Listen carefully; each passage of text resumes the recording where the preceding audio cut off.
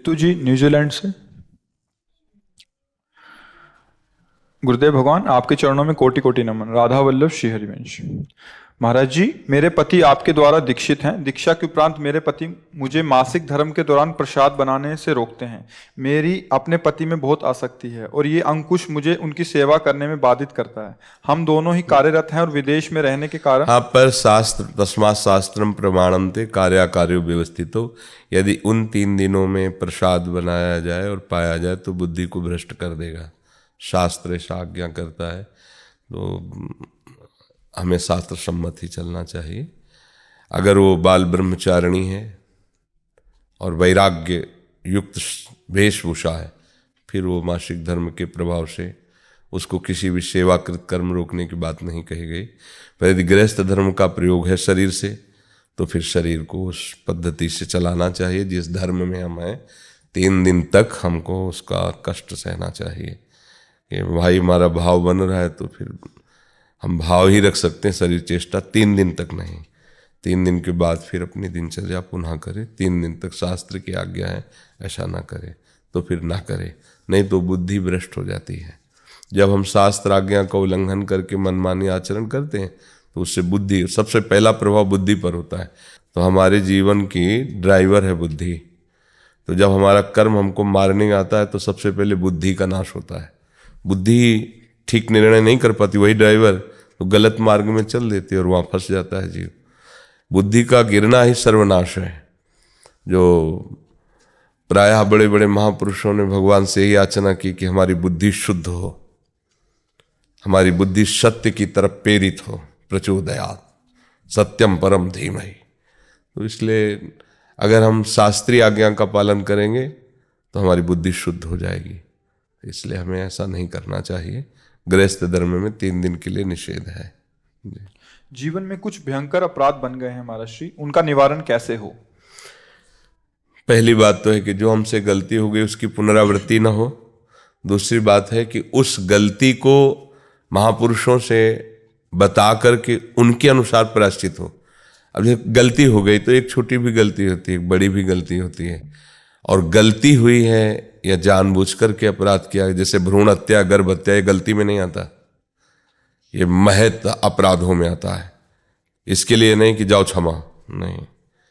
तुम जानती हो ना, तुम्हारे शरीर में एक चींटी काटे तो कैसा लगता है, और गर्भस्थ शिशु का गर्भ में ही कत्ल करवा दिया, उसको नष्ट कर दिया। इससे बड़ा पाप तुम्हारे लिए क्या हो सकता है? अपना बच्चा बाहर आंगन में खेलता हो, कोई आके एक थप्पड़ मारे तो तुम्हें बर्दाश्त नहीं होगा, और अपने ही बच्चे को गर्भ में तुम कत्ल करवा करके भ्रूण हत्या, गर्भ हत्या आदि करवाओ। अब इसको अगर माना जाए कि ये गलती है तो इसे गलती नहीं कहते, इसे महत अपराध कहते हैं। अब ये ऐसे हैं कि फिर ये समय आने पर भयानक दंड देते हैं। ये किसी को रोके नहीं रुकते ये अपराध, इसलिए सावधान होना चाहिए। अगर ऐसी कोई गलती है तो भगवान की शरण में आकर के फिर सप्ताह की श्रीमद् भागवत का अनुष्ठान करना चाहिए, क्योंकि भागवत सर्वसमर्थ है। अगर कोई ऐसी महत गलती हो गई तो उसको भी पवित्र करने की सामर्थ्य भगवान की वाणी में, भगवान के जश में, भगवान की महिमा में है। श्रीमद् भागवत का सप्ताह की संस्कृत से किसी विद्वान के द्वारा अनुष्ठान करवाए और उसको दक्षिणादि से तृप्त करके उसके चरणों की पूजा करे। भागवत खरीद करके उसको नवीन वस्त्र में आवेष्टित करके उसको दान करे भागवत के। तो इन सब बातों से भगवान कृपा करके उसे माफ कर देते हैं। नहीं तो अपने जीवन में ऐसे ऐसे पाप कर बैठते हैं लोग जिनको जानते नहीं पाप है, और वो फिर आगे चलकर जो दुर्गति करते हैं, फिर कहते हैं भगवान मैंने क्या किया, ऐसा क्यों कर लिया। अब एक पुत्र को तुमने नष्ट किया, दूसरों को तुम्हारा कर्म नष्ट करेगा। भगवान एक ही लड़का था, तुमने छीन लिया, हाय हाय। उस समय हाय हाय नहीं आया जब गर्भस्थ मारा था। वो बेटी है, और बेटी के प्रति जो निकृष्ट भाव रखते हैं ना, उनको आँख खोल के देखना चाहिए कि अगर कोई भी परेशान, इनके और माता पिता को लड़के निकाल दें तो एक ही जगह बचती बेटी के यहाँ। बेटी ही ऐसी उदार होती है हृदय की। तुम कहाँ से पैदा हुई? अगर कन्या ना होती, तुम्हारी माँ कन्या किसी की ना होती, तो तुम कहाँ से आ जाते? कैसे? ये सृष्टि चक्र बहुत, मतलब ये गलतियां कुछ ऐसी भयानक गलतियां होती। अब जो नौजवान व्यभिचार प्रवृत्ति में अपनी प्रवृत्ति को लगा दिया और ऐसे ही कूड़ा करकट की तरह अपने जीवन को या दूसरों के जीवन को नष्ट करते हैं, तो ये जवानी स्थिर थोड़ी है। आगे भले कोई नहीं जाना, कोई सरकारी दंड नहीं मिला, लेकिन वो कर्म जब हरा भरा होकर अपना रूप लेगा तो तुम्हारे पुरखा भी नरक चले जाएंगे, तुम क्या चीज हो। कर्म ऐसा होता है, वो खुद तुम्हारे पर ऐसा शासन करेगा, तुम चिल्ला के बोलोगे कि हमने पाप कर्म ये किया था भाई, उसी का मुझे दंड मिल रहा है। अब ये ब्याज है, दंड तो वहाँ मिलेगा जाके। एक त्रिभुवन की सरकार है जहाँ यमपुरी उसके लिए, जैसे नहीं वो अपने यहाँ भारत में जेल है, तो ऐसे यहाँ त्रिभुवन की जेल है नरक। वो उसमें जो यातना होती है वो फिर उसके लिए कोई उपाय नहीं। नरक गति दुर्भर यम द्वारे कटियत नक्शी के, अवश्य में भोक्तव्यम कृतम कर्म शुभाशुभम। सबको डरना चाहिए, मर्यादा है, भगवान ने इसलिए गृहस्थ धर्म बनाया है। बच्ची हो या बच्चा हो, यदि आप उसे प्यार से पालते हैं तो दोनों तुम्हारे को सुख देने के लिए ही हैं। अगर हम तो देखते हैं कि जैसे धर्म से चला जाए तो कितने बच्चियां ऐसी होती हैं जो अपने माता पिता का भरण पोषण करते हुए उनका जीवन निर्वाह करती हैं। वो पति हो गया, सब हो गया, लेकिन वो पक्ष माता पिता, बूढ़े माता पिता है, वो या अपने पास रख लेती हैं या व्यवस्था करती है। और लड़के अमेरिका चले गए, विदेश चले गए बहू के लिए। अब पिता कभी फोन से भी बात किया कि बच्चा हमें बुला लो, बोले ये अमेरिका है, यहाँ इतना खर्चा है, ये हम आपको कैसे रख सकते हैं, कुछ पैसे डाल देते हैं आप वहीं, या अनाथालय में भर्ती कर। अनाथालय की अवस्था है उनकी, उनकी दुलार पाने की अवस्था है, कोई उनका प्रिय उनके पास बैठकर उनको से बात करे, उनको दुलार करे। तो ये फिर होता है बहुत सावधान। ये जीवन बहुत अमूल्य है और बहुत अच्छे ढंग से जीने के लिए मिला है। इसे राक्षसी वृत्ति से, अशांत वृत्ति से जीने के लिए नहीं मिला है। पशु पक्षी अपने कर्म के अनुसार जीते हैं। आपका जीवन केवल कर्म के अधीन नहीं, पीछे से आप नवीन कर्म करके नारायण के समान हो सकते हो, आप ब्रह्म के समान हो सकते हो। आप जो चाहें, आप भूत बन सकते हो, आप देवता बन सकते हो, आप राक्षस बन सकते हो, जैसा चाहो कर सकते हो। तो अगर हमको ऐसा लगता है अपनी गलतियों का, उन अपराध से फिर देखा जाता है उसकी छोटाई बड़ाई, उसका दंड फिर विधान उसी के अनुसार होता है। ये थोड़ी कि सब चोर एक ही जगह बांधे जाते हो, नहीं। अब किसी ने थोड़ा ऐसे चुरा ले तो चोर वो भी है, तो थप्पड़ दो थप्पड़ मार के उसको छोड़ दिया जाता है। लेकिन जो भारी डकैती करते हैं उनको फांसी की भी सजा होती है। तो ऐसे ही है कि दंड विधान कर्म के अनुसार रचा जाता है।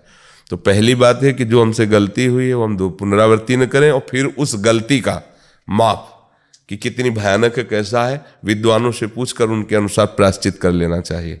ये आप लोगों के लिए गृहस्थ है। और अगर वो संसार से विरक्त होकर भगवान मार्ग में चलता है तो किसी प्रायश्चित की जरूरत नहीं। सबसे बड़ा प्रायश्चित हो गया हरिशरणम, आगे बढ़ा। अब कोई उसको अपिचेत सुदुराचारो भजते माम अनन्य भाग, साधुरेव मंतव्या सम्यक व्यवसिता। भारी दुराचार किया लेकिन अब लो नशानी, अब नान हे हरि हरि शरणम, काम बन गया। हरि सब क्षमा करके उसे करो शब्द ते साधु समाना, मैं उसे महात्मा बनाऊंगा, तुम उसे महात्मा मानो। भगवान कह रहे, भगवान कह रहे यद्यपि वो महात्मा है नहीं, दुराचारी रहा है, पर मेरी शरण में आ गया है, अब मैं उसे महात्मा बनाऊंगा, इसलिए तुम उसे महात्मा मानो। भगवान आदेश करते हैं। अपिचे सुदुराचारो भजते माना अनन्य भाग, साधुरेव समंतव्या। मंतव्य माने मानो, साधुरेव ये साधु ही है, क्योंकि उसने सम्यक रूप से मुझे स्वीकार कर लिया है। अब क्षिप्रम भवति धर्मात्मा, उसी के आगे मैं उसे धर्मात्मा बनाऊं। और जिसे भगवान महात्मा धर्मात्मा बनाए तो कितनी देर लगती है। तो इसलिए सावधानी से चलो, भारी अपराधों का इसी जन्म में मार्जन कर लो, स्टॉक ना होने पावे, उनको नष्ट करो और भगवत भजन के बल से ये जीवन प्रभु के चरणों में पहुंच जाए। अगर हमारा अगला जन्म भी हो तो भक्ति संपन्न हो, मनुष्य जन्म मिला इससे नीचे तो न गिरे ना, ऐसा हो कि हम प्रभु का गुणगान गा सकें, प्रभु का नाम जप, नहीं तो जन्म ही ना हो, प्रभु की लीला धामों में प्रवेश हो जाए। ऐसा हम संकल्प करें, ऐसा हम चिंतन करें कि अब ये जन्म आखिरी हो, अब हम मुक्त होना चाहते हैं या प्रभु के भक्त होना चाहते हैं। मोनिका गुप्ता जी, जय जय राधा वल्लभ श्री हरिवंश। महाराज जी आपके चरणों में कोटि कोटि प्रणाम। महाराज जी पिछले कुछ समय से बहुत एक दुविधा चल रही है महाराज जी, घर में कॉकरोच की वजह से पेस्ट कंट्रोल कराना या करना पड़ता है। महाराज जी मन में बहुत पाप का भाव आ रहा है। हर जीव को जीने का अधिकार है, जहां तक हो सके हम उनको जीव रक्षा करते हुए बचाएं, अपने कार्य को कर सकें। जैसे हमें वर्तमान में दिखाई दे रहे हैं तो उनको उसमें भर करके बाहर फेंक दें। अब जब नहीं दिखाई दे तो ऐसी औषधियां रख दें कि वो उत्पन्न ना हो और वो वहां आवे ना। अब हमें दिखाई दे रहे हैं टहलते हुए, उनके ऊपर ऐसे केमिकल डालें जिससे वो मर जाए, तो पाप तो होगा ही। भोगना पड़ेगा। सब जीव इस भूमि में जीने का अधिकार रखते हैं। तुमने एक घेरे में अपने घर को अपना मान लिया है, लेकिन है तो भगवान का ही। तो उसमें छिपकली का भी तो अधिकार है, चींटी का भी अधिकार है, बिच्छू का भी अधिकार। भूमि भगवान के ना, सकल भूमि गोपाल की, या में अटक कहाँ, सब भगवान के जन है। हाँ, कुछ हमारा विरोधी भाव है। अब सांप जिस कमरे में रहेगा उसमें हम कैसे रह सकते हैं? तो हम मारे ना, निकाल दें। हम ऐसा उपाय करें उसको दुख ना पहुंचे और अपना बचाव पक्ष कर लें, ये बात हो सकती है। जैसे पोछा लगा रहे हैं, बहुत सी चींटियां हैं, अब आप ध्यान नहीं दे रहे, रगड़ रहे हैं, पाप बन रहा है। पहले फूल झाड़ू लीजिए, ऊपर से ऐसे मार दीजिए, पोछा लगाइए, अगर फिर दिखाई फिर फूल झाड़ू से कर दीजिए। हमारा उद्देश्य ना मारना है। अब अचानक कोई आ जाता है तो भगवान जाने। अब हमें दिखाई दे रहा है कोई भी जीव, कोई भी नाम रूप जीव का हो, सब में बराबर अंश है। जितना एक हाथी में उतने एक चींटी में, जितना एक महात्मा में उतने कॉकरोच में, वो पावर सब में विराजमान है। कोई ऐसी जगह नहीं जहां वो ना हो। हाँ, ये जरूर है कि अनजाने में जो पाप होते हैं वो भगवान क्षमा कर देते हैं। अब चींटियां हैं, उसके ऊपर आप केमिकल डाल दो, अब आपको दंड भोगना। इसमें भी देखना है, बचाव पक्ष अपना रखना है, लेकिन उसको नष्ट नहीं करना है। किसका प्रश्न था? हाँ, ये आपको देखना है। बहुत सी ऐसी, अब जैसे घर गृहस्थी में ये सब, हमने किसी एक परिवार को देखा, जा रहे थे कि घर की सब छिपकली निकालकर रोड में ईंटों से कुचला था। दुर्गति होगी, कोई संशय नहीं। आपको ऐसा लगता है? हम कहते ठीक है, हमारा उनका विरोधी भाव है, मतलब भोजन में वो शौच न कर दें, भोजन में गिर न जाए, तो आप उनको निकलवा कर बात छोड़ दीजिए। संसार है, मारने जरूरी है, उनकी हत्या करना जरूरी है क्या? मुझे लगता है किसी भी जीव की हत्या करने का अधिकार हमें नहीं है। हम अपने बचाव पक्ष में हैं। अब कोई मर जाता है वो बात अलग है, अपने बचाव पक्ष में। क्योंकि अगर सेवा पक्ष दिया गया है तो फिर हो सकता है, क्योंकि उस समय वो धर्म है, उस समय वो धर्म है। अब इस समय हमें वो धर्म, आपत धर्म तो नहीं है ना, तो इसमें हमें विवेक के द्वारा चलना है। झाड़ झाड़ के फेंकते रहो, जब देखा अब नहीं है तो वो औषधि, तो वो दवाएं चली हैं, लगा दीजिए, तो आएंगे नहीं, और वो उत्पन्न ही नहीं होंगे। गंदगी नहीं रखोगे तो काहे को उत्पन्न होंगे, गंदगी रखोगे तो उत्पन्न होंगे। ऐसी वो सब चले हैं कि रख दो तो ये सब कीड़े मकोड़े नहीं होते, पर सब में भगवान है। मारना तो हम कभी अनुमति नहीं देंगे, और किसी भी जीव को दंड दोगे। देखो, एक कथा तुम्हें सुनाते हैं, महाभारत की है। एक महात्मा मांडव्य ऋषि नाम के थे। वो हाथ उठाकर ऐसे, पहले बहुत कठिन तप संतों को करना पड़ा, कलयुग है तो अब तो नाम जप से ही काम, मंत्र जपो, नाम जप। दाहिने पैर के अंगूठे केवल पूरा शरीर का भार रखकर हाथ उठाकर मंत्र जप रहे थे।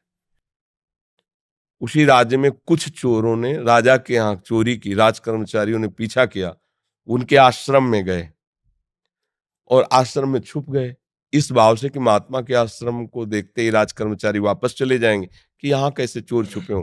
पर उनकी दृष्टि पड़ गई घुसते देख के। अब वहां गए तो माल सहित पकड़े गए। तो उन्होंने सोचा कि महात्मा ने ये नाटक कर रहा है, चोर रखता है और चोरी करवाता है। तो उसी अवस्था में मांडव्य ऋषि को भी ले गए और राजा के सामने पेश किया कि समस्त चोरों को पकड़ लाए, तो उनका सूली की सजा दे दो। सूली की सजा बड़ी भयानक होती थी।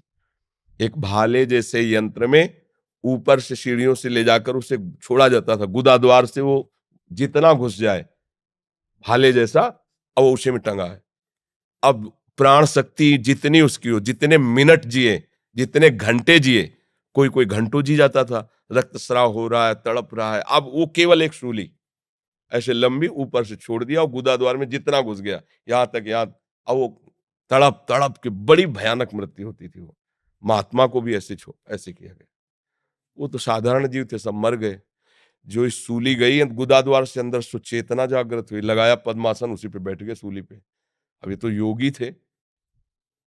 अब वहां बधशाला में तब जाया जाता है जब दूसरा कोई राजा है, तो 2-4 रोज तो हो ही जाते थे अपराधी।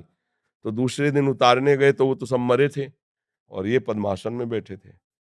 भाग के गए, राजा से बताया। राजा ने कहा ये तो बड़ा अपराध बन गया, कोई ऋषि आ गया, तुमने वे क्यों नहीं बताया ऋषि?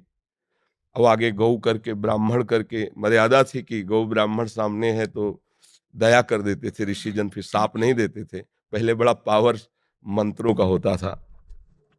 हाथ जोड़, महाराज हमें बिल्कुल पता नहीं कि ऐसा आप यहाँ कैसे लाए गए, मुझे बिल्कुल पता नहीं, अब मुझे क्षमा कर दीजिए, मैं बिल्कुल नहीं। बोले मुझे आपसे कोई मतलब नहीं, पहले ये निकलवाओ सूली। लाख कोशिश की गई, सूली निकली नहीं, तो उनका काट दो। तो ऐसे काट दिया गया, सूली काट दी गई। सीधे वहां से अंतर्ध्यान हुई, धर्मराज के पास पहुंचे, क्योंकि पावरफुल महात्मा थे। धर्मराज से कहा कि मैंने क्या ऐसा पाप किया जो तुमने दंड विधान किया, क्योंकि ऊपर हाई कमान तो वहां है ना, क्रिया यहां दिखाई दे रही, कारण तो वहां है ना, पूरा हिसाब किताब उनके पास। तो बड़े गुस्सा में थे। तो उनका गुस्सा मत होइए महाराज, आप देख लीजिए, जैसे अपने है ना कि रिवर्स करके फिर वही सीन चला के दिखा दी टीवी में, तो वहां उन्होंने सीन दिखाई, ये 8 वर्ष के बच्चे हैं, खेल खेल में तितली को पकड़ा और उसकी गुदा के द्वार में बम्बूल का कांटा डाल दिया और छोड़ दिया।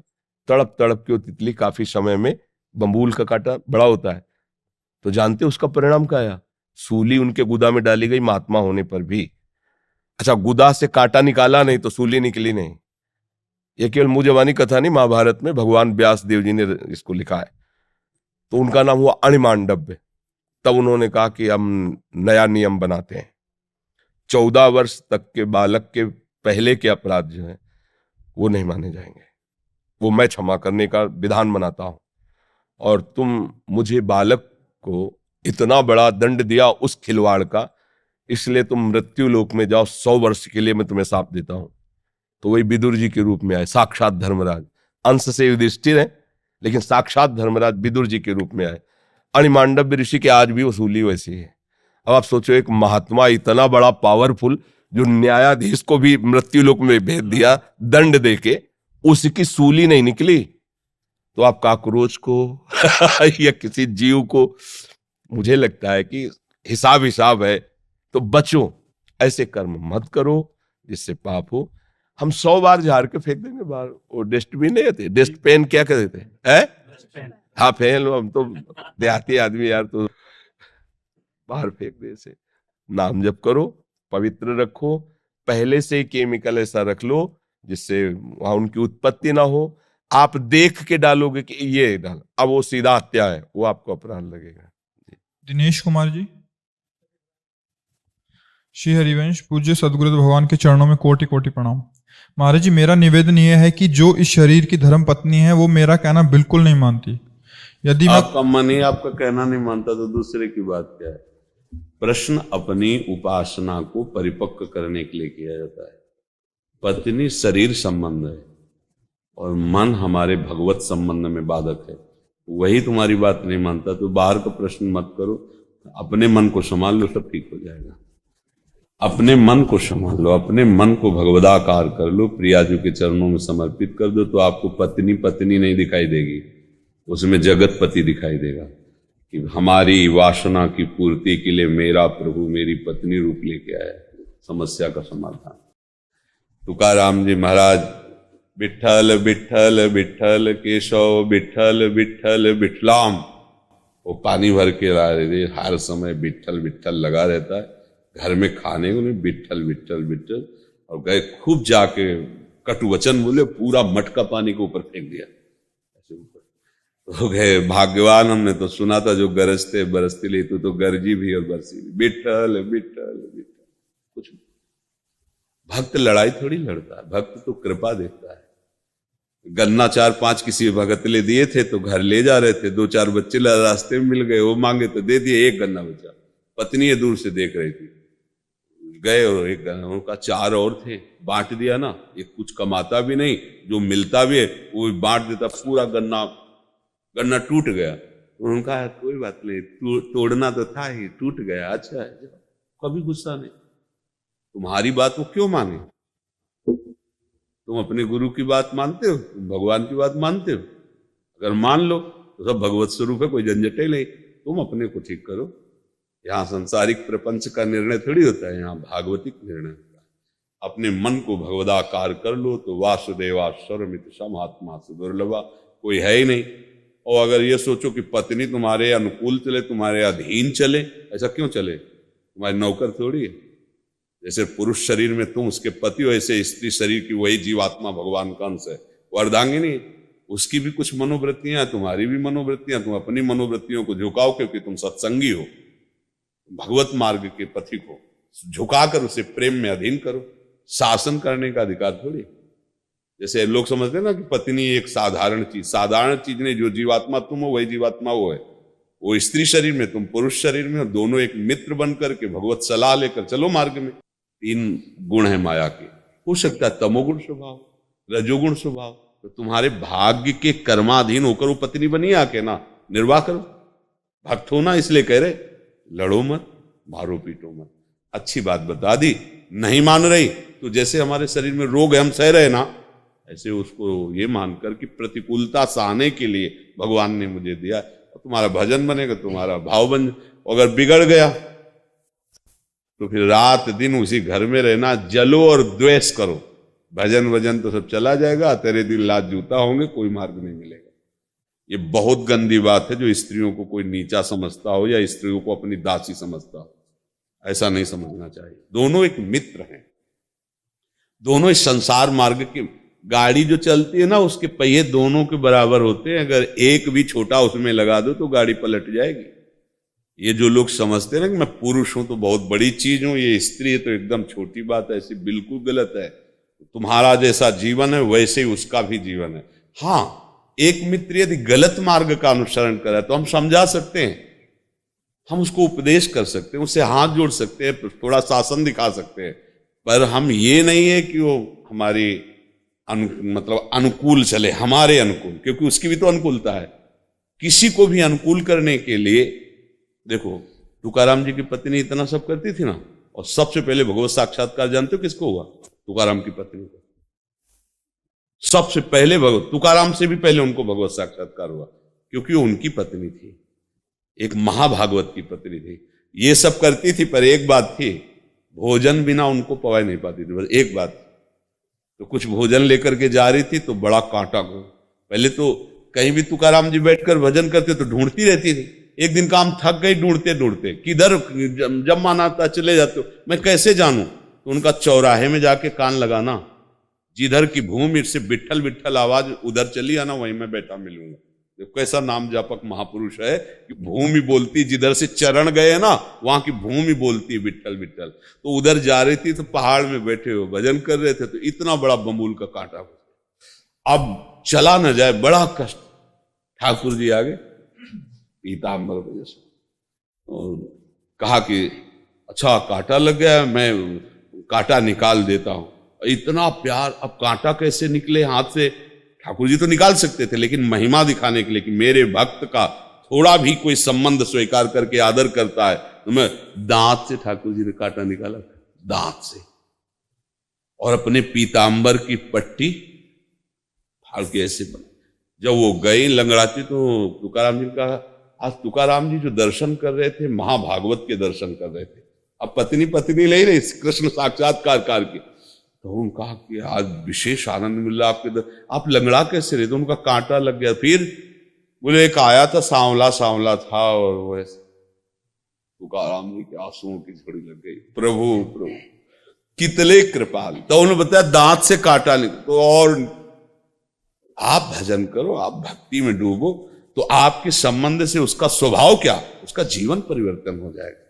अब द्वेष नहीं करना अपने शरीर। मान लो हमारी किडनी फेल है, अब क्या करें? सह रहे ना, डायलिसिस अभी थोड़ी देर बाद जाएंगे, भोगना है ना। मान लो कि हमारा कोई प्रारब्ध कर्म है, उसी की बुद्धि में बैठ के भोगवा रहा है। नहीं, अभी वो बुद्धि अनुकूल हो जाए, समझना, जो हमारे प्रतिकूल अभी अनुकूल हो जाए तो अभी तुम उसके राग में बंध जाओगे। ठाकुर जी बड़े कृपालु, राग में ना बंधो, भजन में आगे बढ़ो और अपना भोग भोग लो जो तुम्हारे कर्मों का बसान। लड़ाई झगड़ा ये बिल्कुल सत्संगी को नहीं करना चाहिए। झगड़ा करना, 4 लोग जाने कि तुम्हारा पत्नी में बैर भाव, ऐसा बिल्कुल नहीं होना चाहिए।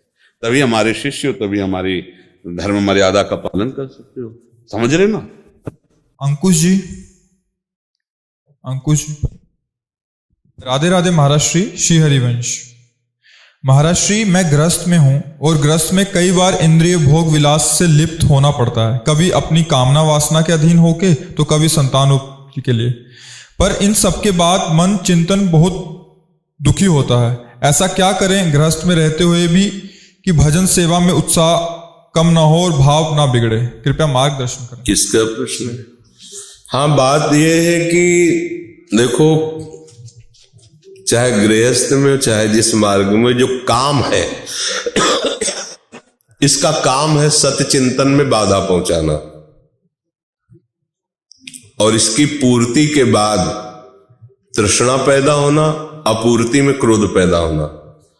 काम से कभी किसी को विश्राम में शांति तो मिलती ही नहीं है, ये तो पक्की समझ लो।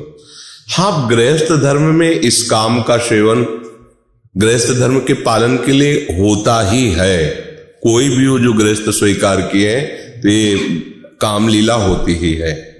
अब इसको संयमित भी किया जा सकता है, बस इसमें एक सुधार करना है। छूट नहीं दे देने की हम गृहस्थ हैं तो चलो भाई, ऐसा नहीं। आप जितना लंबा समय निकाल सकते हो उतना निकालिए। फिर जब कभी ऐसा संयोग हो तो प्रभु को पहले प्रणाम कीजिए, क्योंकि चोरी तो नहीं कर रहे ना, कोई गंदा आचरण तो करने दूसरे के साथ जाने, अपने घर का विषय है ना। प्रभु को प्रणाम के, नाथ अब आप ही देख लो, इसमें उतरना ही पड़ रहा है, चाहे आप हमारी वासना समझो चाहे हमारी पत्नी की वासना समझो। अगर आपको परमार्थ में उन्नति चाहिए तो हमारी बात समझना, उसको भी हमें भजन बनाना होगा। अगर उसके लिए अलग से समय तुमने दिया कि आधा घंटा काम को दिया, तो 24 घंटा पे पानी फेर सकता है, इतना बलवान है। उसमें भी प्रभु को प्रणाम करके हम स्मरण कर सकते हैं, ऐसा नहीं कि स्मरण नहीं कर सकते। राधा राधा राधा राधा, तो आप देखना फिर वो चेष्टा आपके भजन को नहीं रोक पाएगी। और अगर आपने केवल उसको समय दे दिया काम को, फिर आपको पश्चाताप होगा, क्योंकि भक्त हो, शरणागत हो, फिर आपको परेशानी, और इसमें जाना ही पड़ेगा। दोनों पक्ष जब तक राजी नहीं होंगे तब तक लंबा समय ब्रह्मचर्य नहीं रहा जा सकता, और नहीं रहना चाहिए सिद्धांता। क्यों? आप तो मान लो सत्संग सुन रहे हो, आप थोड़ा समझ रहे हो, और उसने आपको पति माना है। अगर वो कामना के वशीभूत है, आप उसके अनुसार नहीं चलते, वो गलत मार्ग में चली गई, तो आपका धर्म गया। इसलिए ऐसा नहीं कि हमारी जो मर्जी होगी सो करेंगे। हमने पाणी ग्रहण तो इसीलिए इतना कि हम दोनों मिल के चलेंगे, तो उसको भी राजी करना चाहिए कि अधिक समय तक हम संयम में रहें। फिर कभी ऐसा उसको लंबा समय खींचे, और जब उस क्रिया में जाए तो पहले प्रभु को प्रणाम करे, गुरु को प्रणाम करे, और चेष्टा करे कि नाम ना छूटे। अगर छूट भी जाए तो नाम का बहुत अंतराय ना हो। मान लो आधा घंटा हो गया, नाम ही स्मरण नहीं आया, अगर इसमें इतनी तुम सावधानी कर लेगे तो मान लेना वो भी भजन हो जाएगा, और आपके भजन में बिल्कुल विक्षेप नहीं पड़ेगा। आप जैसे एक सिद्ध संत, ऐसे आप उस मार्ग के, और एक दिन दोनों के हृदय में वो नाम ऐसी घृणा पैदा करेगा कि आप आजीवन के लिए विश्राम को प्राप्त हो जाएंगे। अभी आपके आने के पहले ही 22-23 का बच्चा होगा, 18-20 की बच्ची होगी। अभी हमें लगता है 2-2.5 वर्ष ब्याह के हुए होंगे, और 1.5 वर्ष से ब्रह्मचर्य, और कहते आजीवन ब्रह्मचर्य, कोई संतान उत्पन्न नहीं करेंगे, बस हमें आप आज्ञा करो हम वृंदावन वास करके। अब ये आश्चर्य नहीं तो और क्या है। अब सत्संग रोज सुनता है और दोनों राजी होकर कोई संतान उत्पन्न नहीं करेंगे और हम ब्रह्मचर्य से, ये बात मतलब आपको आश्चर्य नहीं लगेगी? गृहस्थ है आजीवन, अच्छा साधु महात्माओं से कोई झूठ थोड़ी, ऐसे कोई को लेबल थोड़ी लगवानी है, तो गृहस्थी में ही भाई के पोस्टर छपवाना हो कि हम भाई आजीवन, ऐसा नहीं। हमको त्यागी कोई कह सकता है, लेकिन उनको त्यागी कभी कोई नहीं कहेगा, और सच्चे वो त्यागी हैं। कोई भी त्यागी बैरागी डरेगा, बस दर्शन कर ले बाहर, दूर नजदीक नहीं, और वो साथ खाना साथ सोना है, सोना भी साथ है। मतलब नौकरी कर रहा तो एक फ्लैट में रह रहा होगा, एक कमरे में रह रहा होगा, अभी थोड़ी कि अलग अलग कमरे, अलग अलग सैया, और ब्रह्मचर्य, मतलब ये तो कमाल की बात हो गई। तो गृहस्थ हैं कि वो महान त्यागी है, समझना पड़ेगा, पर उनका त्याग कोई जानता नहीं। कितने ऐसे गृहस्थ हैं, हम आपको अपने पास में कितने ऐसे गृहस्थ बच्चे हैं, ये केवल सत्संग और भगवत कृपा। तो आप भी तो गृहस्थ हो ना। पर एक बात जरूर ध्यान रखो, यदि आपका दूसरा साथी, तो फिर आपको संभालना पड़ेगा ना चाहते हुए भी, क्योंकि उसने ये नहीं सोचा था, वो तुम्हें केवल पति मान के स्वीकार किए थे, तो तुमको वैसे ही व्यवहार रखना पड़ेगा। उसके सामने ज्यादा भक्ति का ऐसा रोल कि नहीं अब हमसे तुमसे मतलब नहीं, तो फिर अगर वो गलत मार्ग में गई तो आपने हाथ पकड़ा था, तो कैसे हाथ पकड़ा, फिर आप गलत मार्ग में उसको पहुंचाने के लिए पकड़ा था क्या? तो ये चीजें ध्यान रखना चाहिए और उस समय भगवत स्मरण करते रहना चाहिए, तो कोई भी बाधा परास्त नहीं कर पाएगी। गृहस्थ कोई निंदनीय मार्ग नहीं है। हम लोग गृहस्थी में ही पैदा हुए हैं, चाहे जितना बड़ा महात्मा हो, आकाश से नहीं टपका। और गृहस्थी में पैदा हुआ तो संकल्प से नहीं पैदा हुआ, काम से पैदा हुआ। सार्थक हो गया उनका काम, जिनके यहां भगवान की भक्ति करने वाला बच्चा, देशभक्त, भगवत भक्त, परोपकारी, सार्थक हो गया गृहस्थी। पहली बात। दूसरी बात, कोई भी विरक्त का भरण पोषण गृहस्थ से ही होता है। कपड़ा, भोजन, दवाई, सब, वास, श्री जी किससे करवा रहे हैं? गृहस्थी से तो करवा रहे ना। तो गृहस्थ धर्म इन आश्रमों का दाता हुआ। वानप्रस्थ, ब्रह्मचर्य, संन्यास श्रेष्ठ ये है, समझना। श्रेष्ठ ऊपर के फ्लोर है, लेकिन गौर से देखो, अगर नींव ना हो तो ऊपर का फ्लोर क्या होगा? गृहस्थ नींव है मकान की। वानप्रस्थ, ब्रह्मचर्य, संन्यास, यह है फ्लोर। नींव क्या है? गृहस्थ। हम पैदा भी गृहस्थ में हुए, हमारा भरण पोषण भी गृहस्थ से ही हो रहा है। तो गृहस्थी कोई निंदनीय मार्ग नहीं कि भैया अब हम तो गृहस्थ ठहरे, ऐसा नहीं है। गृहस्थी भगवान का मार्ग जितने भी हैं सबकी नींव है। कोई किसी भी संप्रदाय का हो, सबका भरण पोषण किसी न किसी गृहस्थ से ही हो रहा है। आप देख लीजिए, किसी भी संप्रदाय का संत हो, कहीं भी, कोई भी। तो अगर ज्यादा हम विरक्ति की मुचटे तो हम है क्या? आप समझो, भगवान के आश्रित थे, लेकिन हमारी उत्पत्ति गृहस्थ से हुई, हमारा भरण पोषण, साधना, ये सब गृहस्थ से पूर्ण हो रहे। तो गृहस्थ मूल हुआ कि नहीं हुआ? प्रगट व्यवहार में। तो आप लोग ये मन में लाके कि हम तो गृहस्थ हैं, ऐसी बात नहीं। धर्म से चलो तो गृहस्थ आश्रम माता की तरह हर आश्रमों का पोषण करता है, हर आश्रमों का। वानप्रस्थ, ब्रह्मचर्य, संन्यास, सबका भरण पोषण गृह। देखो, घर में चाहे जैसी अव्यवस्था हो, कोई महात्मा आ जाता है ना, तो 2 रोटी दे के पेट भरने की कोशिश ही करेगा। तो ये गृहस्थ आश्रम ऐसा ना समझा जाए कि अरे वो तो गृह, ऐसा नहीं। बहुत माननीय और बहुत धर्म का ये गृहस्थ आश्रम है। बस इसमें थोड़ा सा सुधार होने की जरूरत है। अब शराब पी रहे, मांस खा रहे, व्यभिचार कर रहे, गंदे आचरण, चोरी, जूता, ये राक्षसी वृत्ति ना हो ना। तो भजन कर रहे, थोड़ा कम भजन भी होगा ना, तो भी आपकी गति बहुत ऊंची होगी। क्योंकि जितने बहुत भजन करने वाले हैं, उनका अन्न जो पोषण आपके द्वारा ही हो रहा है। जो बहुत त्यागी बैरागी हैं, वो भी अगर फल भी पाएंगे तो गृहस्थ ही कोई पहुंचाएगा, आकाश से सीधे फल नहीं आके गिरेगा।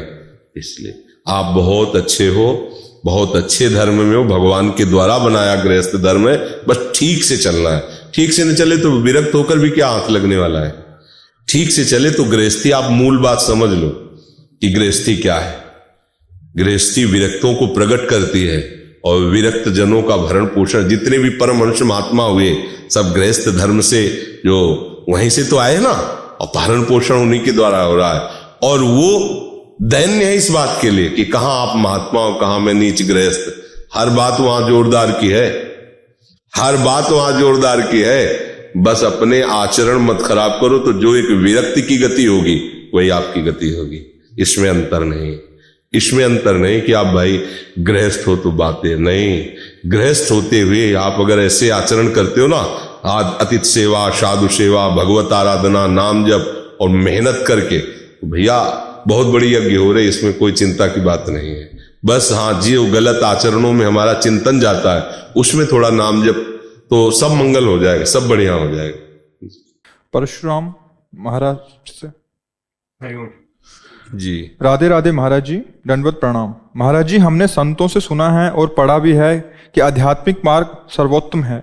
हम भी इस मार्ग में बचपन से ही लगे हुए हैं। अब हमारा बेटा बाबा जी बनकर वृंदावन वास करना चाहता है, लेकिन हमें लगता है गृहस्थ में रहकर भी भगवत मार्ग में चला जा सकता है। तो महाराज जी अब हमें क्या करना चाहिए, उचित मार्गदर्शन कीजिए। तुम्हें कुछ नहीं करना चाहिए, प्रभु के ऐसे आश्रित हो जाना चाहिए। न तुम्हारा बेटा है न तुम हो, तुम भी प्रभु के हो और वो भी प्रभु का है। अगर प्रभु से अपने मार्ग में लेना चाहते हैं तो तुम्हारा पिता होना धन्य हो जाएगा। सही मार्ग, अध्यात्म मार्ग आपने कहा कि उत्तम मार्ग है। अगर वो वास्तविक भक्त बनना चाहता है तो तुम्हारा पिता होना सार्थक हो गया, तुम्हारी गृहस्थी सार्थक हो गई। नौटंकी नाटक नहीं करना चाहिए बाबा जी बन के। बढ़िया माता पिता की सेवा करे, ब्याह करे, गृहस्थी में रहे, खूब भजन करे, उससे भी भगवत प्राप्ति होती है। पर यदि मन निवृत्ति को प्राप्त हो रहा है कि अब मुझे संसार में नहीं फंसना, तो प्रणाम है उस भाव को, और वो वैराग्य लेकर भगवान के मार्ग में चले तो परिवार भी धन्य हो। ईमानदारी से भजन करे ना तो भगवान कृपा करके उस परिवार का भी उद्धार कर देते हैं। तो आप घाटे में तो हो नहीं, यदि वो सही मार्ग का अनुसरण करे तो। शब्द इसलिए सही मार्ग का कि पाखंड का आश्रय न ले। हमें लगता है इस देखो पाखंड के मार्ग में तो बिल्कुल नहीं चलना चाहिए। तो ये बात किसी भी विरक्त होने वाले को पहले समझना चाहिए कि जीवन में हम कहीं इधर उधर दृष्टि नहीं डालेंगे, बेईमानी नहीं करेंगे। बेईमानी का तात्पर्य भगवत मार्ग से बेईमानी कपट नहीं करेंगे। जो हमारे परंपरा का मार्ग उस पर चलेंगे तो चल देना चाहिए। थोड़ा भी स्त्री में आसक्ति हो, भोगों में आसक्ति हो तो बिल्कुल ये खतरनाक खेल है, बिल्कुल खतरनाक खेल है। किया कराया सब मिट्टी हो जाएगा। इसलिए गृहस्थी में जाना चाहिए। अगर यह कि प्राण त्याग सकते हैं, गलत नहीं चलेंगे तो आ जाओ, ये भी निवृत्ति का मार्ग है, फिर इस पर चल लो। समझ रहे ना। अमित जी लखनऊ से। श्री हरिवंश महाराज श्री, आपके चरणों में कोटि कोटि नमन। महाराज श्री, गृहस्थ में अपने सभी कर्मों को श्री जी को कैसे अर्पित करें, इसका अनुभव कैसे हो? आप पहले आज्ञा पालन करना शुरू करो। हर एक घंटे में जो भी कर्म किया है उसको जांचो कि इसमें कोई गंदा कर्म तो नहीं हुआ जो हम श्री जी के चरणों में समर्पित ना कर सकें। अगर उसमें गंदा कर्म हुआ है तो पश्चाताप करो, श्री जी से प्रार्थना करो कि लाडली अब मेरा जीवन तो आपके चरणों की तरफ बढ़ना चाहता है, पर ये गंदा कर्म हमसे ऐसा हो रहा है जो हम आपके समर्पण करने में हिचकते हैं कि अपनी स्वामिनी को, अपनी प्यारी जी को ऐसा गंदा कर्म कैसे समर्पित कर सकते हैं। समझ रहे हो? जो शास्त्र विरोधी, शास्त्र जिसे कहता नहीं करना चाहिए, वही गंदा कर्म है। और अगर सही है तो 1 घंटा के कर्म के बाद आप आंख मूंदिए एक क्षण के लिए, हे राधा वल्लभ लाल, आपके चरणों में 1 घंटे के समय में जो भी सांसारिक या परमार्थिक क्रियाएं आपके चरणों में समर्पित है।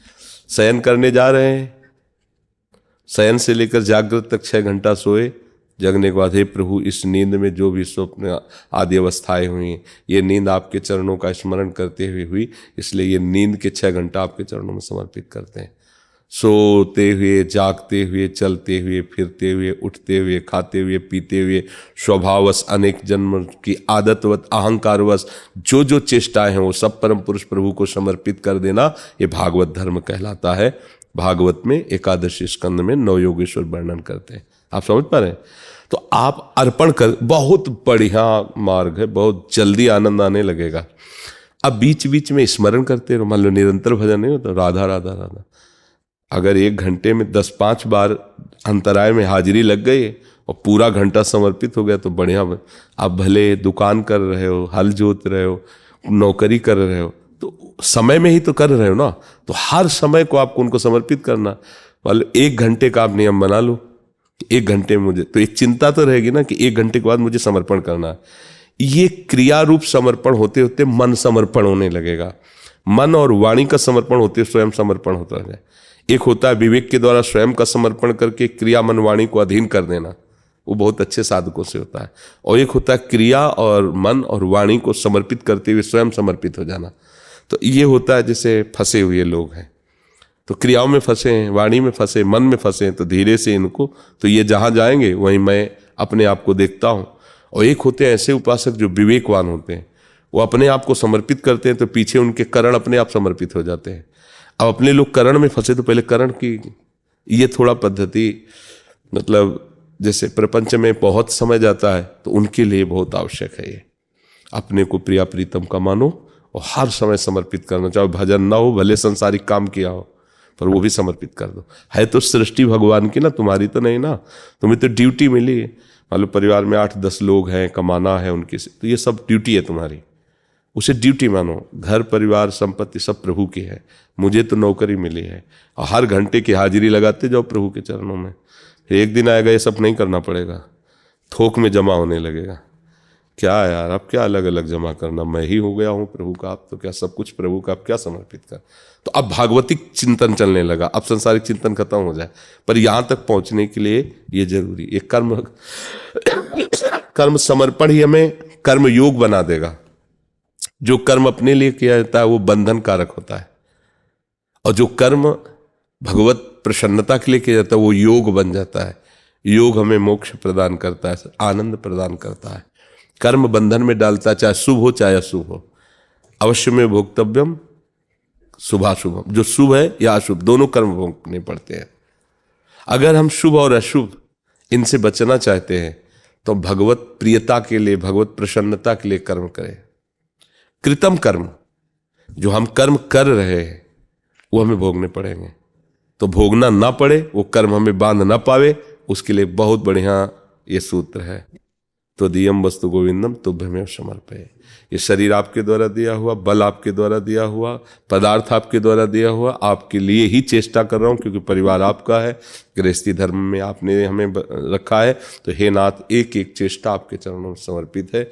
आप जब कृपा करो, जैसे कृपा करो कि हमें संसार राग से हटा के अखंड चिंतन अनन्य भजन में लगा दो, आ जाएगा। पर ये लंबे समय तक, ये नहीं कि महीना 2 महीना। अभी इन्होंने बताया कि एक माई कह रही थी कि महाराज जी कह रहे थे राधा राधा जपो तो खूब सब व्यवस्था हो जाएगी, धन संपत्ति आ जाएगी। तो हमारे पास तो आई नहीं। तो उन्होंने पूछा कितने दिन से जप रहे? बोले लगभग 2 महीना से। यद्यपि वो बहुत धनी हो गई है, राधा नाम धन कुछ न कुछ तो एकत्रित हो गया, वो लोक पर लोक सब जगह काम आए। पर ऐसे चाहो कि हम राधा नाम जपे चेक आ गए, ये ऐसे प्राकृतिक बात थोड़ी है। जपते रहो अनंत जन्मों के अशुभों का नाश होते होते जब, ये लौकिक व्यवस्था कोई राधा नाम का फल थोड़ी है। प्रभु अधीन हो जाते हैं राधा नाम जापक के। और जब हमने तन मन प्राण प्रभु को समर्पित कर दिया तो अब वो जैसा चाहे वैसा रखे, हमारी मांग क्या होनी चाहिए। पर चलता रहे धीरे, छोड़े ना, नाम छोड़े ना, तो धीरे धीरे सब समझ में आ जाएगा। निधि गुप्ता जी, वरुण गुप्ता जी।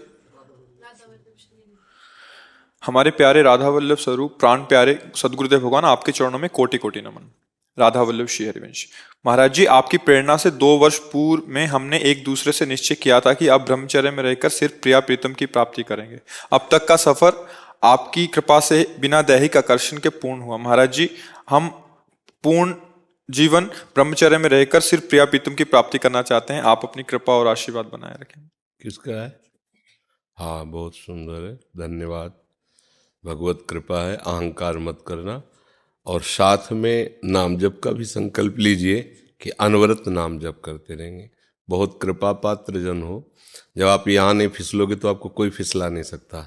ये बहुत बढ़िया बात है। किले में रहकर लड़ाई लड़कर जीत गए, ये बहुत बड़ी बात है।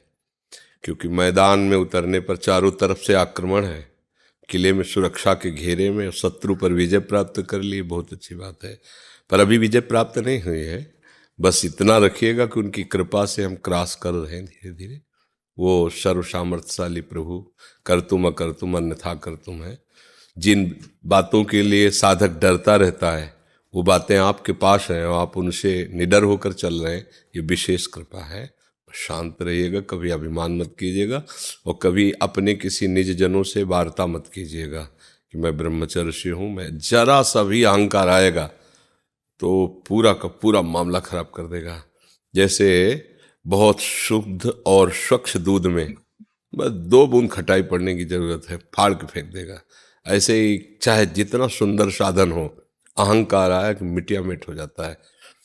बहुत मतलब विचित्र है इस अहंकार का स्वरूप। तो आपको ये देखना है कि मेरी सामर्थ्य तो एक दिन भी रहने की नहीं, श्री जी की कृपा से, उनकी दुलार से हमारा पार हो रहा है। बहुत बढ़िया है। राजन जी, गुरुदेव आपके चरणों में दंडवत प्रणाम। महाराज जी, मेरा ग्रस्त मार्ग में प्रवेश हो चुका है। अब मुझे वृंदावन के सिवाय कुछ भी अच्छा नहीं लगता। मेरे मन में बहुत जलन है कि मैं अपने शरीर की पत्नी व परिवार के अन्य सदस्य नौकरी चाकरी छोड़कर वृंदावन में आ जाऊं।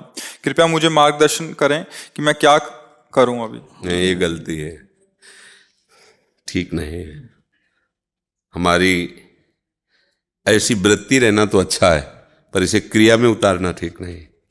क्रिया में एक साधारण गृहस्थी की तरह रहो और अंदर से जलन बढ़ने दो। अंतर आग लगी रहे, धुआं न प्रगटे कोय, कह जाने दिल आपनो, या जा सिर बीती होए। ये प्रेम के पथिक का है।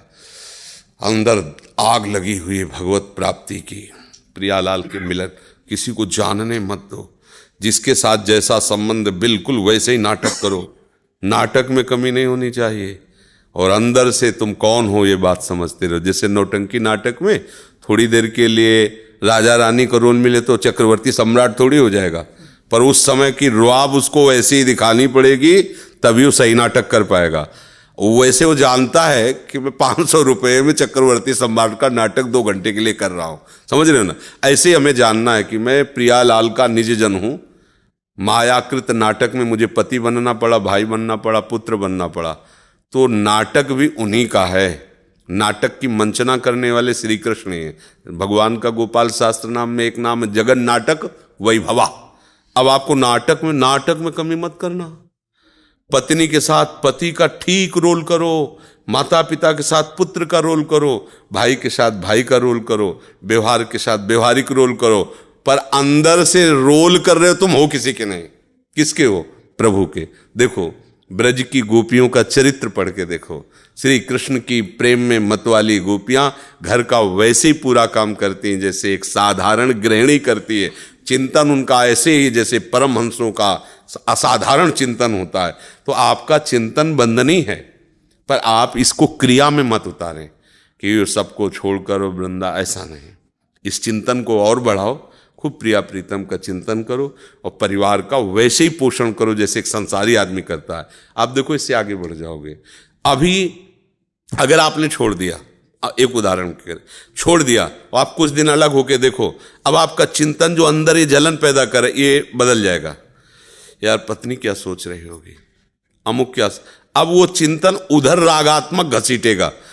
अब ये रागात्मक जो चिंतन बदला बाहर से, वृंदावन वैराग्य या जो भी, काम नहीं बनेगा। वहां रहोगे चिंतन इधर घसटेगा, जलन बढ़ेगी, काम हो जाएगा। समझ लीजिए, अगर आप गृहस्थ धर्म में प्रवेश ना किए होते तो यही सलाह निवृत्ति मार्ग की हम आपको दे देते कि धन्य है आपका जीवन, निकलो। अब नहीं, अगर हाथ बढ़ाया है उधर तो वैसे ही निर्वाह करते हुए आगे बढ़ो, वहीं पहुंचोगे जहां पहुंचना है। कोई इसमें ऐसा नहीं है उनको थोड़ा कम परसेंट में मिलते हैं, उनको ज्यादा ऐसे नहीं। भगवान पूर्णमदः पूर्णमिदं पूर्णात् पूर्णमुदच्यते पूर्णस्य पूर्णमादाय पूर्णमेवावशिष्यते, वो सबको पूर्ण ही मिलते हैं। इसलिए निराश तो होना ही नहीं कि अब गृहस्थी में आगे कैसे काम चलेगा, ऐसा नहीं। वही प्रिया प्रीतम मिलेंगे। आप धैर्य पूर्वक नाम जप करो, श्री जी का चिंतन करो और परिवार का पोषण श्री जी की सेवा भावना से करो। किसी को समझने मत दो कि तुम किसी से प्यार नहीं करते। यही चतुराई, नाटक में यही चतुराई होती। दोनों पीछे किसी से मतलब नहीं रखेंगे, लेकिन पति पत्नी का रोल कर रहे हैं ना मंच पे, असली पति पत्नी भी उतना प्रेम नहीं करेंगे जितना वो करेगा। ऐसे ही उपासक को संसार में नाटक करना है। सत्य प्रेम अपने आराध्य देव से रहो। नाटक में कमी नहीं होनी चाहिए, नहीं पिट जाओगे। और नाटक सही गया तो हिट जाओगे। क्या होगा, नाट्य मंच में जो मंचना कराने वाला है ना, वो इनाम देगा। वो इनाम क्या देगा? तुम्हें इस जगन नाटक से मुक्त कर देगा, प्रसिद्ध हो जाओगे। देखो ना, गृहस्थी में रहे भाई जी हनुमान प्रसाद पोद्दार जी, बड़े बड़े संतों ने प्रणाम किया उनकी निष्ठा और उनके भजन को ना। घबराने की जरूरत थी, आप तो भगवत पार्षद हैं, गिरिराज जी में रहते हैं तो धाम में ही तो रह रहे हैं, कोई परेशानी नहीं। आयुष तिवारी जी, महाराज जी श्री हरिवंश, महाराज जी राधा वल्लभ जी से प्यार किया है, ये जन्म उन्हीं के लिए दाव लगाना चाहते हैं। अभी प्यार करना है ऐसा बोलो, प्यार किया किसका है? प्यार किया फिर तो बात अलग हो गई ना। प्यार की में प्रश्न नहीं होता, प्यार में शर्त नहीं होती।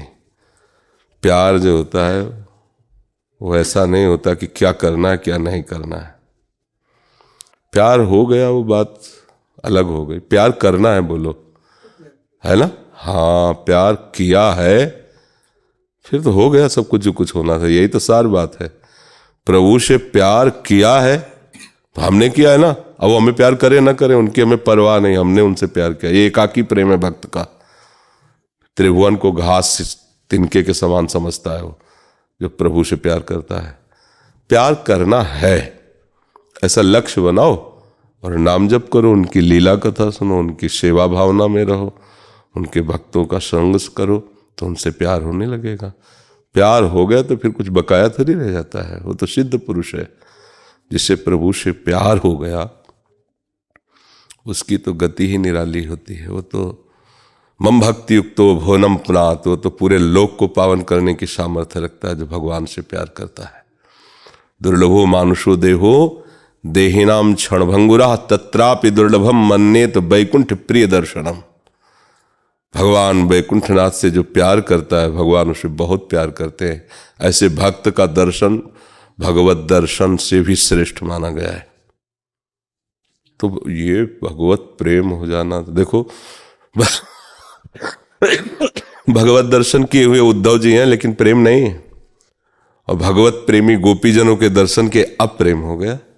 भगवत दर्शन से भी श्रेष्ठ भगवत गोपीजन प्यार करती हैं श्री कृष्ण से। तो आपका भी अधिकार कर सकते हैं क्योंकि हमारे प्यारे हैं, प्रीतम हैं, पर उनसे प्यार करने का मतलब किसी से प्यार न करना, शरीर से नहीं, भोगों से नहीं, संबंधियों से नहीं, संसार से नहीं, केवल प्रभु से। ये प्यार ऐसा नहीं है कि इसमें सब मिलावट होगी। प्रेम गलियति साकरिता में दोनों समा है, इसमें दो नहीं। ये बहुत साकरी गली है प्रेम की, इसमें प्रपंच लेके नहीं चला जाता। जगते भयो फिरे बैरागी तब वृंदावन रस में अनुरागी। पहले नाम जप करो, संयम से रहो, गंदी आदतें ना हमारे अंदर क्रियाएं करवा पावे, ऐसे बलवान बनो, फिर आगे की बात चलेगी। ठीक है महाराज जी, आपको अपना पिता मानते हैं? पिता तो सबके प्रभु हैं, हम आपके मित्र हैं। हाँ, पिता तो सबके प्रभु हैं क्योंकि उन्हीं से सबका प्रादुर्भाव हुआ है, सब उन्हीं में टिके हुए हैं, सबका उन्हीं में लय होगा। जो हमारे हैं वो आपके भी हैं, जिनसे हम हैं उनसे आप भी हैं, तो हम दोनों मित्र हैं। चाहे गुरु माने, शिष्य माने, पिता माने, पुत्र माने, ये सब मानने की बात है, लेकिन हम आपके मित्र हैं और हमारे आपके दोनों के स्वामी वही हैं, वहीं पहुंचना है, ऐसा भाव है। सत्येंद्र सिंह जी जमशेदपुर से, श्री जी के चरणों में नमन। महाराज श्री, धन और धर्म को अध्यात्म से कैसे जोड़ें? धन और धर्म, पहले धर्म फिर धन, नहीं गलत हो जाएगा सिद्धांत। अगर आप पहले में धन रखेंगे तो अधर्म से भी कमाया जा सकता है, पाप से भी कमाया जा सकता है, गंदे आचरणों से भी कमाया, हिंसा करके भी कमाया जा सकता है, और फिर उससे धर्म हो ही नहीं सकता। ये भ्रम है जिनको ऐसा लगता हो कि गंदा आचरण, हिंसा और दुराचार करके धन कमाए, उससे हम धर्म कर देंगे और दुर्गति होगी। जैसे आप गंदा विचार रख करके किसी की चोरी, हिंसा, दुख दे के धन लाए हो, हमारे पास रख दिए, हम उसकी वस्तु मंगा के खाए, जो आपके चल रहा था दिमाग में वही हमारे दिमाग में चलेगा, हमारा भजन छूटेगा, इसका भी पाप तुम्हें लगेगा। वो तो पाप करके लाए ही हो, तुमने सोचा धर्म में 100 रुपये लगा दिए, हमारी बात बन गई, नहीं। एक एकांतिक भजन करने वाले को जाकर विक्षेप पहुंचा, इसका भी पाप लगेगा आपको, इसका भी दर्द। ये लोग नहीं जानते हैं। तो पहली बात तो प्रश्न में सुधार कि धन और धर्म नहीं, धर्म और धन है, क्योंकि सिद्धांत ये 4 पुरुषार्थ हैं, धर्म, अर्थ, काम, मोक्ष। धर्म और मोक्ष के बीच में दोनों को रखा गया है। अर्थ माने धन और काम माने कामनाओं की पूर्ति। धर्म के द्वारा कमाए हुए धन से अपनी उन कामनाओं की पूर्ति करो जिनका लक्ष्य मोक्ष हो। मोक्ष माने भगवत प्राप्ति, सार्थक हो जाएगा। आपके पास जो कुछ भी है ईमानदारी से सोचो, प्रभु का है, आपका कुछ नहीं है। आपका ये रूप, आपकी सामर्थ्य, आपकी बुद्धि, ये आपकी रचना नहीं है, आपकी है वो आप इसमें किसी में नहीं। तो एक बाल भी जो गिरने वाला है हम उसे नहीं रोक पाएंगे, एक बाल भी। हमारी कोई सामर्थ्य नहीं दिखाई देती कि हम इसमें कहीं हैं। तो ये पृथ्वी आपने नहीं बनाई, ये वैभव आपने नहीं बनाया, ये सब प्रभु का है, प्रभु का था, प्रभु का ही रहेगा। तुम्हारी केवल मान्यता तुम्हारी गति करेगी। तुमने जो मान्यता कर ली है यही गति करे। इस मान्यता को केवल समर्पित कर देना, बस जो जहां है वहीं रहेगा। नाथ सकल संपदा तुम्हारी, मैं सेवक समेत सुतनारी, बस हो गया। इसी से परम धर्म हो जाएगा, इसी से मंगल हो जाएगा। धर्म का पोषण पवित्र बुद्धि से, पवित्र बुद्धि उसी की होती जो भगवद स्मरण करता है। नाम जप करो, सब कुछ भगवान का मानो, सब में अपने भगवान की अनुभूति करने की भावना करो, सबको सुख पहुंचाने की चेष्टा करो, इसी से भगवत प्राप्ति हो जाएगी। धर्म का अगर हमें प्रभु से संबंध न हो तो धर्म में आग लग जाए, हमारे किस काम का। गोस्वामी जी कह रहे हैं, सो सब धर्म कर्म जर जाऊ, जहां न राम पद पंकज हो। यदि आत्मस्वरूप प्रभु के नाम में प्रेम नहीं, रूप में प्रेम, वो धर्म किस काम का। इतना बड़ा दान पुण्य किया महाराज नृग ने, वो एक कुएं में गिरगिट बन के पड़ गए। क्या हुआ धर्म से? धर्म वही सा वही पुंसाम परो धर्मो यतो भक्ति अधोक्षजे। परम पिता प्रभु की चरणारविंद की भक्ति आ जाए, सत्यता आ जाए, जीवन निर्मल हो जाए, सो धर्म।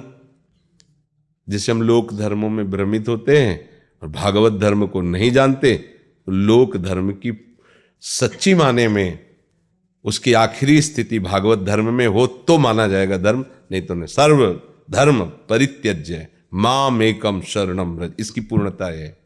त्यज लोक धर्मान। अगर लोक धर्मों का पालन कर रहे हो, भगवत भक्ति नहीं, तो खास बात नहीं है। समझ पा रहे हैं आप? इसमें कोई संशय आपको? हाँ, तो पहले धर्म का चिंतन करो, फिर धन की व्यवस्था पर दृष्टि जाए। ये हम जो धन कर ले रहे हैं या जो कार्य कर रहे हैं, धर्म है कि नहीं। अगर धन पर प्रधान दृष्टि हुई तो फिर सब गड़बड़ हो जाए। आज हमारी धर्म पर दृष्टि नहीं है, धन पर दृष्टि है, बस यही गड़बड़ हो गया है। तो आप देखो, शराब पीना, व्यभिचार करना, गंदे आचरण करना, दूसरों को छल कपट, दुख, हिंसा, ये क्या हमारी मनुष्यता है? ये क्या हमारा सदाचार है? क्या हो रहा है हमारा? क्यों लक्ष्य हो गया धन। अगर लक्ष्य धर्म हो जाए, फिर धन पवित्र, फिर विचार पवित्र, फिर आपको लगेगा नहीं कुछ भी हो जाए हम धर्म के विरुद्ध ऐसा नहीं। हमने गांव में देखा है, जैसे 100 रुपया वो लेने गए, 10 रुपया उसमें ज्यादा गए, 110। तो हमने देखा है अपने बुजुर्गों को, नाना पानी तभी घर का पिए जब पहले 10 रुपया वापस करे। उनका हमारे पास रुपया नहीं। कितने सावधान किसान आदमी है, गृहस्थ हैं। 10 रुपया अगर एक्स्ट्रा आ गया तो पहले जाके उनको, भैया तुम्हें गिनने में भूल हो गई, 10 ज्यादा थे। ऐसे आज हमारी बुद्धि कहाँ चली जा रही? अगर ऐसा हो जाएगा तो हम प्रसन्न हो जाएंगे, यार 10 तो आ गए, एक्स्ट्रा में आ गए 10। वो एक्स्ट्रा नहीं है, वो तुम्हारे को पतित करेंगे, वो तुम्हारे को अशांति देंगे, दुख देंगे। इसलिए सावधान रहे, धर्म से धन कमाए और उससे वो कामनाएं पूर्ति करे जिससे हम भगवान की तरफ चल सकें। धन के द्वारा अशुभ कामनाएं नहीं। उसका परिणाम तो देखो ना, परिणाम क्या होगा ये उनको पता नहीं। जिसको परिणाम का पता नहीं तो उसे मनुष्य कहने में सकुचाएंगे, उससे हम पशु कहेंगे, क्योंकि पशु को अपने परिणाम का पता नहीं होता। वो घास के लोभ से अंधे कुएं में भी गिर जाएगा, उसको पता नहीं होता। पशु को पता नहीं होता कि ये मेरी बहन है कि बेटी है कि क्या है, उसको कुछ पता नहीं। वो तो जो वासना जैसी इच्छा हुई वैसा कर बैठा।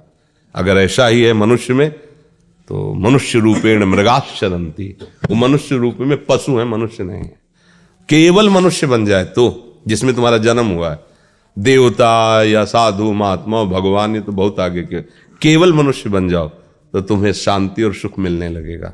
लेकिन हम लोग तो मनुष्यता क्या राक्षसी स्वभाव स्वीकार कर रहे हैं। नहीं, किसी भी जीव को भी मार कर खाने में बिल्कुल कोई उनको हिचक नहीं है। छोटे छोटे जीव, जैसे तुम अपने शरीर को प्यार करते हो, बचाना चाहते हो, ऐसे वो भी अपने शरीर की सुरक्षा करना चाहते हैं। पर आप वो अमुक अमुक अमुक नामधारी जीवों को काट करके उनके खाने अपनी अब आप मनुष्य कहे जाओगे, ऐसा तो। पर हमारी बातों को लोग पुराने जमाने और कि बाबा जी हैं क्या जाने, तो भैया तुम जान लो, जब आगे परिणाम आएगा तो तुम। लेकिन उस समय ना हम होंगे तुम्हें बताने वाले और न तुम होगे हमको बताने वाले। परिणाम तो अलग ही भोगना पड़ता है। हम कुछ भी यहाँ, लेकिन जब परिणाम होगा तो केवल हमें भोगना पड़ेगा। यहीं भी देख लो, कोई यार मित्रों के साथ उद्दंडता की, जब जेल में डंडा पड़ा और बंद किए गए तो आपको ही भोगना है, ना परिवार को, ना मित्र को। अगर वो अपराध करे तो उसको भोगना पड़ेगा। इसलिए सब सावधान रहो, धन को प्रधान मत रखो। धन के आगे पहले धर्म लगाओ कि धर्म से है कि नहीं। अगर धर्म से नहीं तो फिर अगर धन की प्रधानता हो गई तो उसकी हालत खराब हो जाएगी। सोचो क्या नहीं कर। आप देखो जितने भी बड़े बड़े अपराध होते हैं उनका कारण केवल होता है धन की प्रधानता। परिणाम दोनों का अंतिम ऐसा निर्णय निकलेगा जैसे। तो इसलिए सबसे प्रार्थना है, धन की आवश्यकता जीवन में है पर धर्म से युक्त होकर। अगर अधर्म तो फिर आप ये जरूर मान लेना कि आपके पास बहुतायत दिखाई देगी पर वो ऐसा नष्ट होगा तुम्हारे सामने कि किसी काम के नहीं रहोगे। रोगे इस बात के लिए कि मैंने ऐसी गलती क्यों की। कोई उपाय नहीं रहेगा आपका। आपका पुत्र जिनके लिए तुम धन कमा रहे हो, आपका शरीर, आपका मन, आपके विचार आपको जला के राख कर देंगे। देख लेना ये जो डिप्रेशन, घबराहट, भय, अब क्या करूं, ये वही उपाय है जो तुमने केवल धन को समझा, धर्म को नहीं समझा। तो धन है, सब व्यवस्था है, सब कुछ जमा कर लिया लेकिन शांति नहीं है। जिनके लिए जमा किया वही ऐसे टॉर्चर वाले वचन बोलेंगे, ऐसी चेष्टा करेंगे तुम्हारे सामने, तुम्हें लगेगा कि अब क्या, अब तो बस आ गए, परिणाम में आ गए। जिसके लिए तुमने सब कुछ किया वो कुछ नहीं तुम्हारा होगा। और धर्म से चलोगे तो माना कि एक सब्जी होगी, रोटी होगी सूखी, लेकिन आप प्रसन्न रहोगे, चैन से सो जाओगे, टेबलेट की जरूरत नहीं पड़ेगी, आपका ब्लड प्रेशर ठीक रहेगा, आप शांत रहोगे, आप जितने दिन जियोगे प्रसन्न रहोगे। प्रसन्नता पैसे से नहीं मिलती किसी को, वो धर्म से ही मिलती है। धर्म से जो चलता है वो प्रसन्न रहता है। अधर्म से जो चलता है हर्षित हो सकता है कि 1 करोड़ आ गए, लेकिन उसके साथ द्वंद्व लगा हुआ, शोकित। वो 1 करोड़ ऐसी जगह खड़ा करेंगे तुम्हें जहां कहीं भी तुम्हें आनंद नहीं मिलेगा, शोक ही मिलेगा। इसलिए सावधान रहे जी। सबको सहज में ये बात समझ लीजिए कि जब तक आप प्रभु का आश्रय नहीं लेंगे, कोई भी हो, कहीं के भी हो, और प्रभु का नाम जप नहीं करेंगे, तब तक आप कुछ भी कर लो, कुछ भी, आपको सुख और शांति नहीं मिलने वाली। ये हमारे शब्द याद रख लो। जब तक हरि का आश्रय नहीं लोगे, चाहे जिस नाम रूप का आश्रय लो, राम, कृष्ण, हरि, शिव, ये सब भगवान ही है। उनके अनंत रूप है, अनंत नाम है, जो तुम्हें प्रिय लगे, जो गुरु कृपा से मिले। अपने गुरुदेव के द्वारा दिए हुए इष्ट नाम में और उनके चरणारविंद में, ये 2 में प्रीति ना हुई तो छूटवे के जतन विशेष बांधे जाएगो। वह है विष भोजन जो सुधा सानि खाएगो। कुछ भी कर लो, बस ये 2 उपाय है जिससे तुम महासुखी हो सकते हो। सुखी नहीं, महासुख इसलिए लगाया जहां दुख का लेश नहीं है। जो चाहोगे वो तुम्हें प्राप्त हो जाएगा। पर जैसे हमें पता है कि हमें महल बनवाना है तो हम चुप रहते हैं, मेहनत करते हैं, पैसा कमाते हैं, बचा के रखते हैं। ठीक ऐसे ही आपको चलना है। यदि आपको बहुत आनंद में मगन होना है तो आप कम खर्चा करो, अधिक कमाओ। ऐसे ही नाम अधिक कमाओ, उसको कम खर्चा करो। बीमारी में, परेशानी में, कामना में नाम को खर्चा मत करो। वो तो प्रारब्ध पहले से निश्चित है, उसे भोग लो और नाम को जमा कर लो। जिस दिन तुम नाम के धनी हुए तो विश्व की कोई भी ऐसी सिद्धि नहीं, कोई भी ऐसा सुख नहीं जो आप खरीद ना सके। नाम, नाम वो धन है। कबीरा सब जग निर्धना, धनवंता नहीं कोई। ये सुख दुख जो है हमारे पाप और पुण्य कर्मों का फल है। ये कोई देवता नहीं है। कोई ऐसा नहीं कि उस व्यक्ति को हमने इतना प्यार किया, उसने दुख दिया। तुम्हारा कर्म उस व्यक्ति की खोपड़ी में बैठेगा और तुम्हें दुख भोगाएगा या सुख भोगाएगा, तुम्हारा कर्म ही है। देखो ये अध्यात्म है, ये व्यक्ति दोष वर्णन वाला मार्ग नहीं है। इसको सिद्धांत को समझा जाता है। हमारे कर्म सही हैं तो कहीं भी चले जाओ तुम्हें सब जगह आदर मिलेगा, सब जगह प्यार मिलेगा। और जहां आपका कर्म बिगड़ गया, जरा सा ऐसे लगा वो आदमी थप्पड़ मारा, गाली दिया, ऐसा कर्म, जरा सी बात में बहुत बड़ा झगड़ा हो जाना, कष्ट, इसका मतलब वो पहले से रचा हुआ है। हम नहीं चाहते, वो नहीं चाहते, हम उसको नहीं जानते, वो हमें नहीं जानता। कर्म ने आया और ऐसा रच दिया। हम लोग जो सोचते ना कि देखो उस व्यक्ति ने मुझे जीवन भर दुख दिया है, मेरे कर्म ने जीवन भर उससे दुख दिलवाया मुझे, मेरे कर्म ने, तो उसको बेचारे को क्या दोष। हमारा कर्म है। इसलिए हम सबसे प्रार्थना कर, देखो संतों के पास जाने का मतलब होता है कि कुछ न कुछ आपकी आस्तिकता है, भगवान पर विश्वास है। तो इसलिए हम कहते हैं प्रभु का आश्रय और नाम जप, ये दो वो बातें हैं जो तुम्हें कभी फेल नहीं होने देंगी। और अगर आपने दो बातें स्वीकार नहीं की तो कुछ भी कर लो, हम आपको कह रहे हैं कुछ भी कर लो, फाइनल में आपको अशांति, असंतुष्टता और दुख यही हाथ लगे। कुछ भी कर लो, कुछ भी मतलब कुछ भी करके देख लो, अच्छा बुरा सब, अगर भगवान की शरण में नहीं हो और प्रभु का नाम जप नहीं करते हो तो फाइनल में आपकी अशांति ही रहेगी, दुख ही रहेगा, पूरा जीवन कुछ कर लो। इसीलिए गोस्वामी जी ने कह दिया, सो सब धर्म कर्म जर जाओ, आग लगे ऐसे धर्म कर्म में जिसमें प्रभु के चरणारविंद का प्रेम न हो। जो कुजो ज्ञान अज्ञानो जहां नहीं राम प्रेम पर, अगर भगवान का प्रेम नहीं होता वो ज्ञान अज्ञान ही है, वो जोग कुजोग ही है। नाम जप करो, क्या जाता है, राधा राधा राधा राधा, इसमें पैसा तो नहीं लगता ना। जबान से नाम जप कर रहे हो और शरीर से खूब सेवाएं करो, व्यवहार की सेवाएं करो। ये तो नहीं करे कि बाबा जी बन जाओ, बाबा जी बनना कोई खेल थोड़ी है। अपनी इंद्रियों को रोक करके संसार के मनोरंजन से हटकर भगवान के मार्ग में चलना मजाक। मजाक बाबा जी बनो तो मजाक ही हो जाता है, संसार में नहीं हो जाता है। संत भगवान का ज्वलंत तेज होता, तेज, आप उसके समीप जाइए, भस्म हो जाएंगे आपके अशुभ संस्कार, पाप नष्ट। संत दरस जिन पातक टरे, संत जन जो भजन करते हैं जगत मंगल के लिए करते हैं। तो अब नाम जप करो, दो बातें पकड़ लो, हर संकट से बचने का एकमात्र उपाय, हरि स्मृति सर्व विपद विमोक्षणम, हरि का स्मरण तुम्हें तत्काल बचा लेगा। हाँ, बहुत बहुत चमत्कार की बात कह रहे हैं, पर इन बातों पर विश्वास नहीं होता। आजकल हम लोगों की ऐसी बुद्धि मारी गई ना, ये छोटे मोटे चमत्कारों में, अरे हरि से बढ़कर कौन चमत्कार है, जिनके सूर्य चंद्रमा सब चमत्कार ही तो है। पानी पे पृथ्वी तैर रही, देखो ना, ये पृथ्वी ऐसे पानी पे तैर रही है और स्तंभित है, सबको धारण की, कितना बड़ा चमत्कार है। यहां 100-200 ग्राम सोना मिल जाए, बोले बड़ा चमत्कार। 4 लाख योजन का एक पहाड़ है सुमेरु, 1 योजन 4 कोस, 1 कोस 3 किलोमीटर, 4 लाख योजन का एक ऐसी सृष्टि है हमारे मालिक की। हरि स्मृति सर्वविपद, तुम नाम जप करो, भगवान के आश्रित रहो, किसी का बुरा ना करो, तुम्हारा बुरा नहीं होगा। गंदे नशा मत करो, गंदी बातें मत करो, जो तुम्हें अच्छी नहीं लगती। तुम्हारी बहन बेटी को कोई छेड़े तो अच्छा नहीं लगेगा ना, तो तुम किसी बहन बेटी को मत छेड़ो। आत्मना प्रतिकूलानि परेशान न समाचरित, संतों के पास जाने का मतलब कुछ अच्छे आचरण हो जाए, तुम्हारा भगवान से प्रीति हो जाए। संतों से भगवान मिलते हैं, ये सीधी बात समझो। संतों के संग से भजन बनता है, बुरे आचरण छूते हैं, भगवान की प्राप्ति। अगर ये ना हुआ तो सब नाटक नौटंकी माया के, जाओ सब भजन करते रहो। प्रमोद शुक्ला जी, सुमन शुक्ला जी, राधा वल्लभ श्री हरिवंश। पूज्य श्री सदगुरुदेव भगवान, आपके चरणों में कोटि कोटि प्रणाम। गुरुदेव भगवान, कभी कभी सांसारिक परिस्थितियां ऐसी हो जाती हैं कि इस देह के संबंधों की चिंता ही सताती रहती है, भजन की एकाग्रता में बाधा उत्पन्न करती है। महाराज जी कृपया मार्गदर्शन करें। जीव का ये स्वभाव है कि अहंकार नहीं त्याग पाता, सबसे बड़ी बात है ना। अच्छा, आपकी चिंता करने से क्या हो जाएगा? आप कुछ संभाल लेंगे क्या? आप अपने एक रोम को भी नहीं संभाल सकते। अगर वो गिरना चाह रहा है, समय आ गया है, वो गिर जाएगा। आप न उसे लगा सकते हैं न रोक सकते हैं।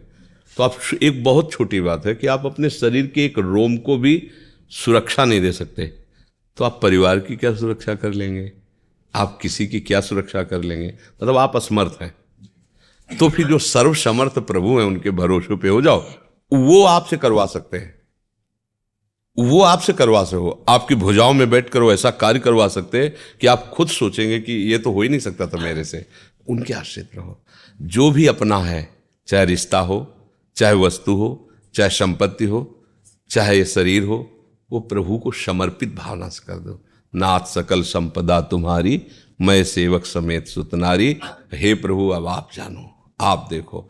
तो आपको जब कभी किसी की चिंता हो तो प्रभु की तरफ देखो कि नाथ, इस शरीर से इसका ये संबंध है, मेरी तो सामर्थ्य नहीं, पर इच्छा है ये सुखी रहे, स्वस्थ रहे, चाहे वो बच्चा हो, बच्ची हो, रिश्ते हो, नाते हो, प्रभु आप देख लो, आप जैसा समझो। बस अपना काम इतना है।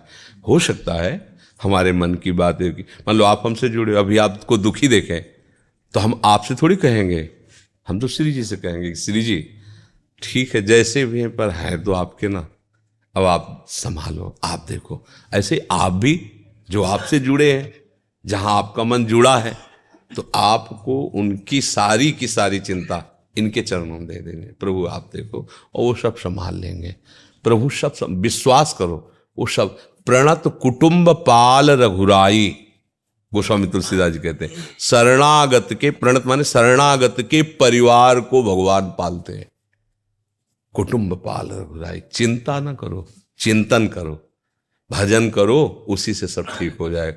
कई बार हमने सत्संग में सुना है, एक सोझा नाम जी के भगत थे, गृहस्थ, तो सत्संग और भजन के प्रभाव से उनको एक दिन लगा कि अब मेरा जीवन व्यर्थ संसार में जा रहा, अब मैं विरक्त होकर भगवान का भजन करूंगा।